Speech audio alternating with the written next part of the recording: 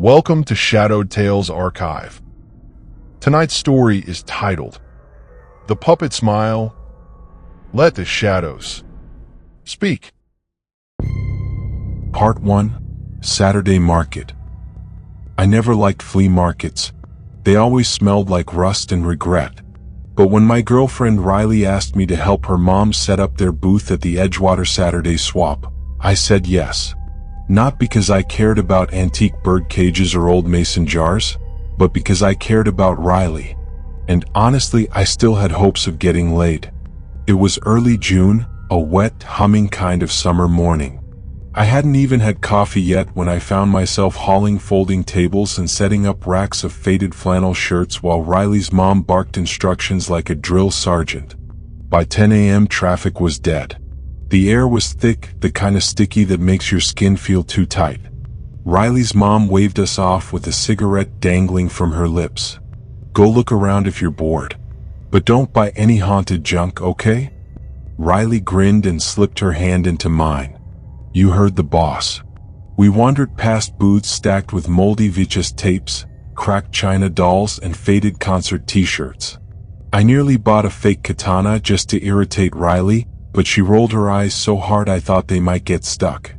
Eventually, we split up. She went to grab lemonade and I ducked into a booth I almost missed.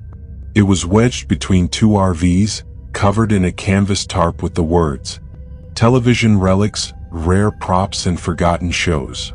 It was dim and smelled like mothballs. A bald guy in a yellowing tank top barely looked up when I walked in. Look, don't touch unless you're buying, he muttered, eyes glued to a dusty portable TV playing static. The booth was cluttered, rows of old merchandise from shows I hadn't thought about since childhood. A badly melted Power Rangers helmet, faded Looney Tunes posters, a broken Dexter's Lab lunchbox. Then something in the corner caught my eye. It was a puppet, about a foot tall, glass eyes, leather cape, a tan top hat that sat askew like it had grown there. Its mouth didn't open the way a puppet's mouth should. It moved sideways, grinding, like bone against bone. I picked it up without thinking. The leather was cracked, rough like old skin.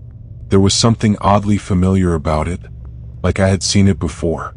Not on a shelf or a screen, but in a dream I couldn't fully remember. $10, the vendor called out. Take it or leave it. That one creeps people out. I turned to him. Do you know what show this is from? No idea. My brother collected this stuff. He said it was from the Lost Ones. Whatever the hell that means. Can I contact him? Dead. He shrugged. Heart attack last year. I stood there for a beat too long. The vendor squinted at me. You alright, kid? I wasn't. I didn't know why, but I paid the $10 anyway. Part 2. Static Channel. I didn't even wait to get home. The puppet sat on the passenger seat, bouncing slightly with every pothole. I kept glancing at it like it might turn its head when I wasn't looking. By the time I pulled into the parking garage of my apartment complex, the sky had started to cloud up. Thick, purple-gray clouds rolled in like bruises spreading across the ceiling of the world. I didn't remember any rain in the forecast. I lived on the third floor of a building that always smelled like scorched popcorn and cat piss. As soon as I got inside, I placed the puppet on my kitchen counter and just stared at it. There was something about it I couldn't shake. I pulled out my phone and tried searching for the show it might have come from. I typed in stuff like puppet with leather cape, creepy kids show puppet, TV prop rare puppet tan top hat. Nothing. It was like the puppet never existed. And yet, something inside me was screaming that I had seen it. Not just seen it, known it. As a kid, there was this one show I used to watch back in the early 2000s. I think it was called Mr. Grin's Parade or maybe Grinner's Alley. Something like that. I remembered the intro song, barely. It had this slow, wheezy carnival organ, like something out of a forgotten circus. The screen would shimmer and shake with static, and then these puppet characters would appear. There was a little girl puppet with button eyes, a giant papier-mâché goose that never spoke, and him, the puppet I had just bought. Same hat, Same stitched mouth. Same leather cape. I felt a chill crawl up my spine. I tried telling myself I was misremembering. The brain does weird things with nostalgia. But I wasn't just guessing. I could picture the puppet in motion, its mouth dragging from left to right, making a sound like sandpaper on glass. What was its name? Something like Patchy or Sir Skindle? I shook the thought out of my head and went to grab a beer from the fridge. By the time I cracked it open, the sky had gone darker. Rain started ticking against the window like fingernails. Then something odd happened. My old TV, an RCA tube set I kept in the corner because I liked watching VHS tapes sometimes, turned on by itself. Just a low flicker.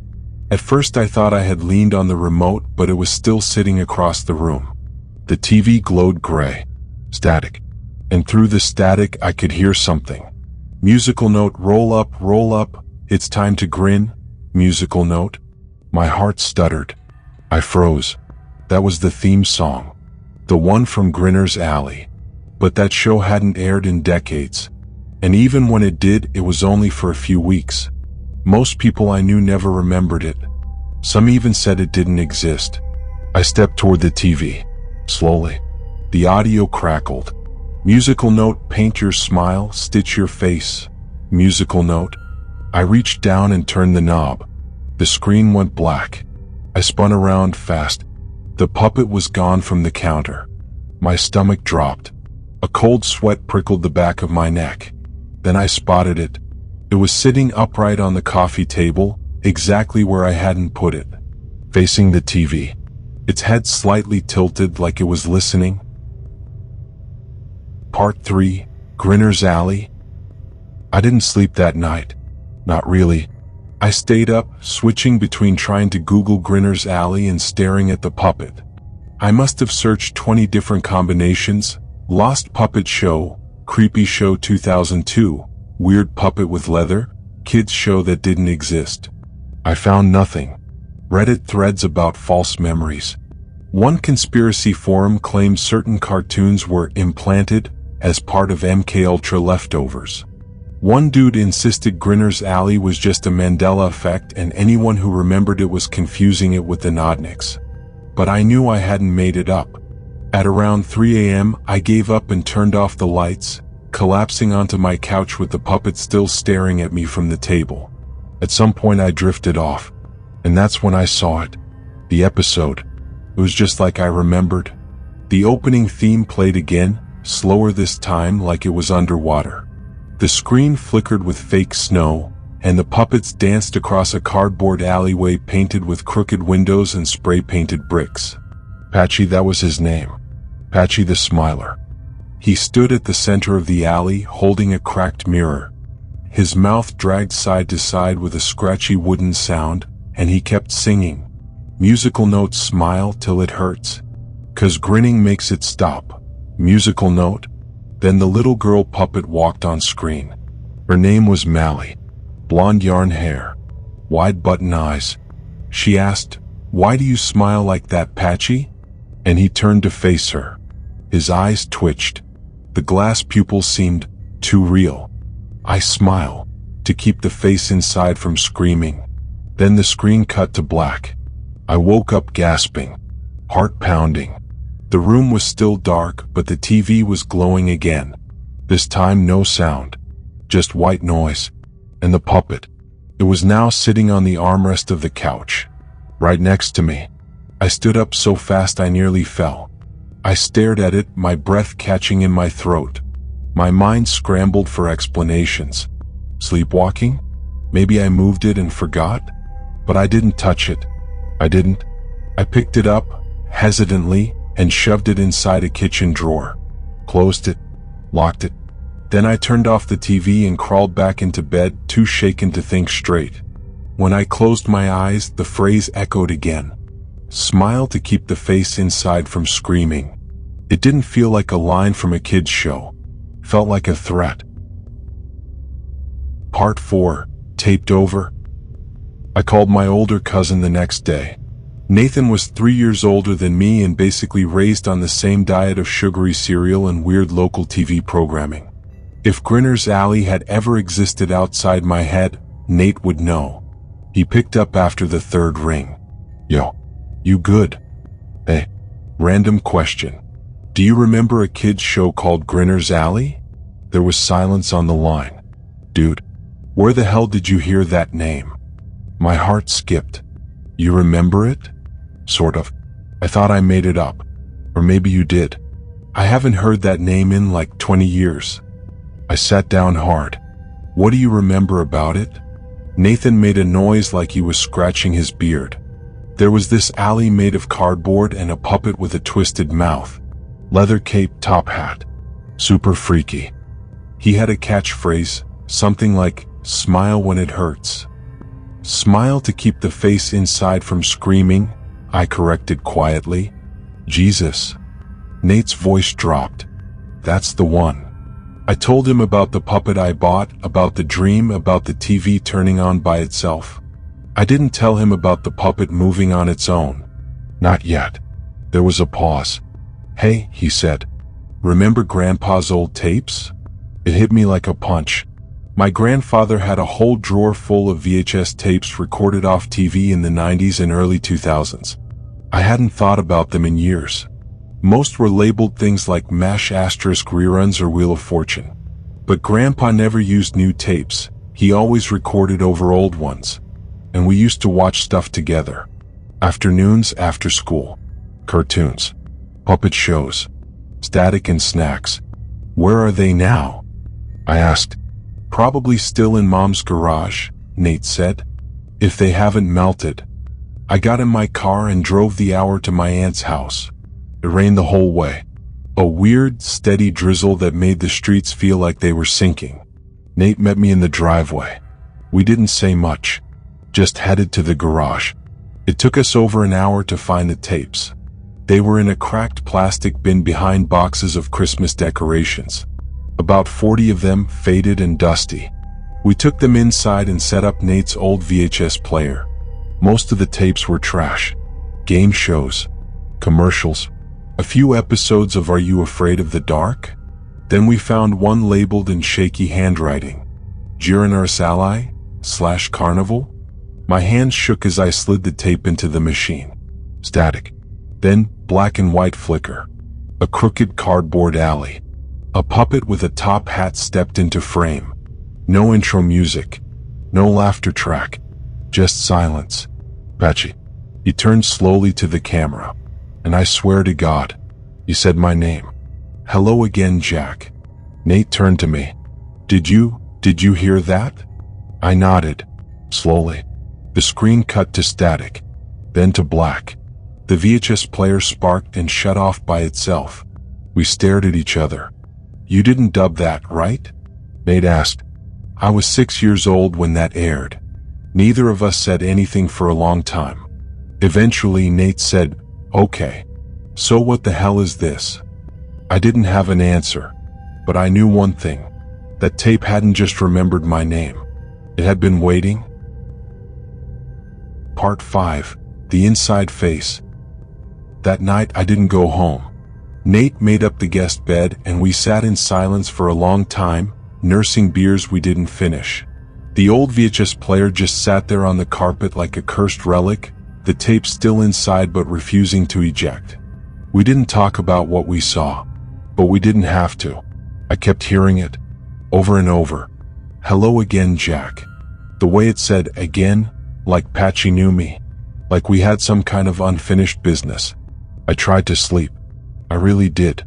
But every time I closed my eyes, I saw the alley, the flickering cardboard bricks, the mirror Patchy carried, and a voice in my head that whispered, It's your turn to smile. By morning, my nerves were shot. Nate looked just as wrecked. We skipped coffee and went straight to digging through the rest of the tapes. Nothing else said Grinner's Alley. But I had a feeling that one wasn't just a show. It was something else. When I got home later that day, the puppet was back on my couch. Right in the middle. Perfectly upright. I had locked it in a drawer. I knew I had. I didn't touch it. Didn't speak to it. I just sat down across from it and stared. Who are you? I said. My voice cracked. No answer. I reached for my phone, opened the recorder app, and started talking. Something happened to me I wanted someone to know. "This is Jack Penrose," I said. I think something I watched as a kid is watching me back. There was this show, Grinner's Alley. No one remembers it, but I do. And now there's this puppet. His name's Patchy. I don't know if it's a prop or something worse." I looked up. I think I was in the show. The words came out before I even realized what I was saying, and they felt right, like a switch had been flipped. My childhood, blurry snapshots and Sunday mornings, flashed before my eyes. Not just watching TV, being on TV, the stage lights, the plywood walls, the smell of glue and foam and sweat, a director with a clipboard yelling, "All right, Jack, one more smile for the camera," and Patchy always beside me, whispering things no child should hear. They can't see the real face if you're grinning. I dropped the phone.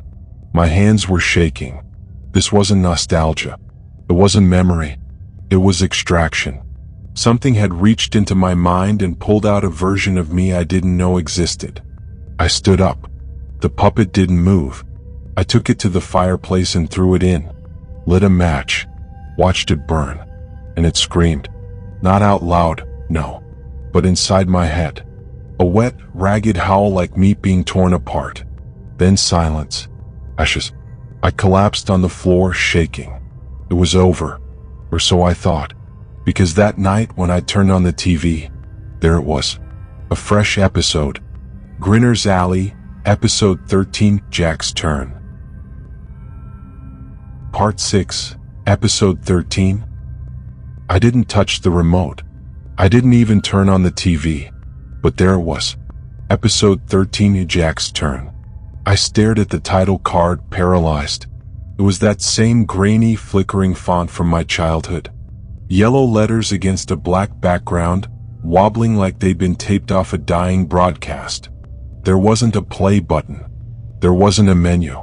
It just started. The theme music was slower than I remembered. Warped.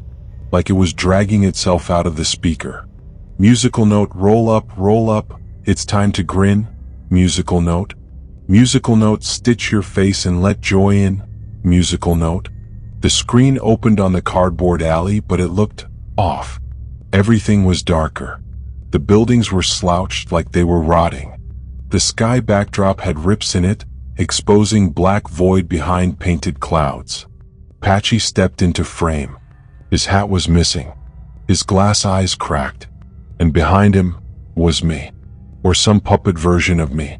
Button eyes, twisted felt smile. Same shirt I wore in an old elementary school photo my mom used to keep on the fridge. Patchy turned to the camera and spoke in that slow, dragging voice. "Today's a very special day, boys and girls." He placed a hand on Puppet Me's shoulder. "Because Jack's ready to wear his inside face." The screen zoomed in on the puppet's mouth. There was stitching, thin, sharp black thread, pulling the smile too wide. Patchy held up a mirror. "Go on," he said. "Say the words." Puppet Jack looked directly at me. Not the camera, me. Smile to keep the face inside from screaming. I tried to turn it off.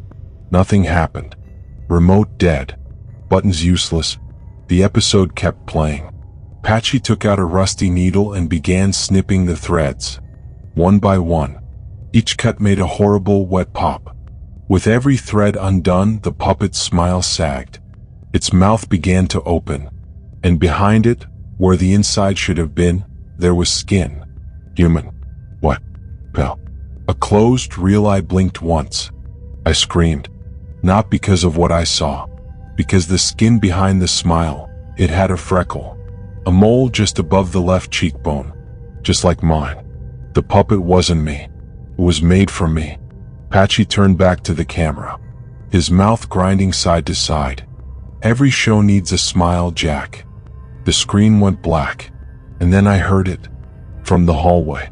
The soft, dragging sound of something wooden sliding across the floor. Side to side. Grinding. Getting closer. Part 7. The Face Inside. The sound kept coming. THWKKK, THWKKK, THWKKK. Like dry wood sliding over tile. I backed away from the TV, heart hammering in my throat. The hallway outside my living room was pitch black, but I could feel it. Something was out there. Watching. Waiting. I grabbed the fireplace poker. Not much of a weapon, but it felt better than nothing. "Patchy," I said, my voice barely more than a whisper. "If you're here, I swear to God." The lights in my apartment flickered. And then one by one they went out.